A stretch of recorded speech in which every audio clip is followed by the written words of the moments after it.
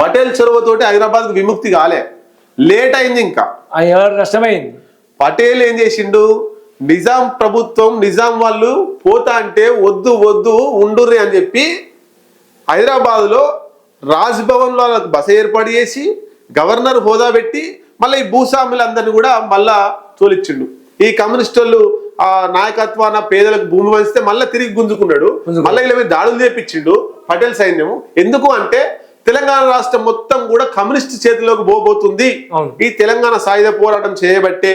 కాబట్టి తెలంగాణ మొత్తం కమ్యూనిస్టుల చేతికి పోతే నేను నష్టపోతా అని గ్రహించినటువంటి నెహ్రూ పటేల్ని పంపించిండు. అదే స్ఫూర్తితోటి తెలంగాణలో ప్రాంతంలో ఉండేటువంటి రావినారాయణ రెడ్డి నల్గొండ నుంచి వెళ్ళి పోటీ చేస్తే నెహ్రూ కంటే ఎక్కువ ఓట్లు వచ్చాయి. అది గమనించి అమ్మ తెలంగాణలో ఇట్లయితే లేదు, కమ్యూనిస్టులే వస్తారు, కమ్యూనిస్టులు వస్తే కాంగ్రెస్ కు ఇబ్బంది జరుగుతుందని నెహ్రూ పటేల్ కూర్చొని పటేల్ సైన్యాన్ని పంపించి ఈ కమ్యూనిస్టు నాయకులు ఎక్కడ దొరికితే అక్కడ కాల్చడం, వాళ్ళని ఇబ్బందులు పెట్టడం, అరెస్ట్ చేయడం, జైల్లో వేయడం.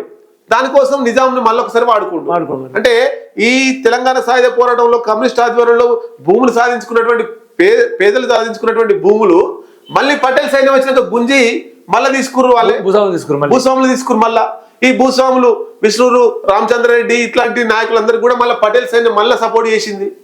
కాంగ్రెస్ వాళ్ళు ఇవాళ ఏం చెప్తున్నారు, కాంగ్రెస్ వాళ్ళకి స్పష్టమైన వైఖరి లేదు. అంటే ఈ తెలంగాణ ప్రాంతంలో కమ్యూనిస్టులు పోటీ చేస్తే ఎంపీగా ఎమ్మెల్యేలుగా ఎక్కువ కమ్యూనిస్ట్ పార్టీకి సంబంధించినటువంటి అభ్యర్థులకు గెలిచారు. ఆంధ్రప్రదేశ్ వైపు ఎక్కువ వేరే పార్టీకి కాంగ్రెస్ పార్టీకి సంబంధించినట్టు గెలిచారు. ఆ టైంలో పోటీ చేస్తే కమ్యూనిస్టులు గెలిచారు కాబట్టి నెహ్రూ పంపించి పటేల్తోనే అన్వేషించాడు. ఉక్కుపాదం కమ్యూనిస్టులు లేస్తే దేశం మొత్తం వాళ్ళ హ్యాండ్ ఓవర్ అయితే పని కథమే, ఇక కాంగ్రెస్ పార్టీ కథమే భావించి నెహ్రూ పటేల్ సైన్యాన్ని ఇక్కడ పంపిస్తే కమ్యూనిస్టుల మీద మళ్ళొక్కసారి దమనకాండ జరిగింది.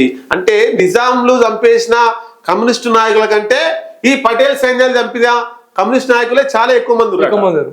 అంటే మనం చూడొచ్చు, పటేల్ ఏం గొప్పవాడు కాదు, నెహ్రూ ఏం గొప్పవాడు కాదు. వీళ్ళు కమ్యూనిస్టులను అణచివేయడం కోసం కమ్యూనిస్టుల ప్రాణాలను తీసేసినటువంటి దుర్మార్గులు నెహ్రూ, పటేల్. వాళ్ళని గొప్ప కీర్తిస్తారు ఎందుకు, నిజాంను గొప్ప కీర్తిస్తారు ఎందుకు? ప్రాణాలు పోయినలు కాదా? తెలంగాణ సాయుధ పోరాటంలో చాకలి ఐలమ్మ, విష్ణు రామచంద్రారెడ్డికి వ్యతిరేకంగా ఎంత పోరాటం చేసిందో మనకు తెలియదా? దొడ్డి కొమరయ్య నాయకత్వాన కడవెండిలో ఊరేగింపుగా పోతుంటే చంపేసిరు. తెలంగాణలో తొలి అమరుడు ఆయన దొడ్డి కొమరయ్య. ఎంపీలుగా ఉండి వాళ్ళు ఎంపీలుగా గెలిచిర్రు. పోరాటం చేసిన తర్వాత భీమిరెడ్డి నరసింహారెడ్డి కావచ్చు, మల్లు స్వరాజ్ ఎమ్మెల్యే గెలిచింది, బద్దం ఎల్లారెడ్డి, రావి నారాయణ రెడ్డి, వీళ్ళంతా కూడా ఓంకార్ మధ్యకాల ఓంకార్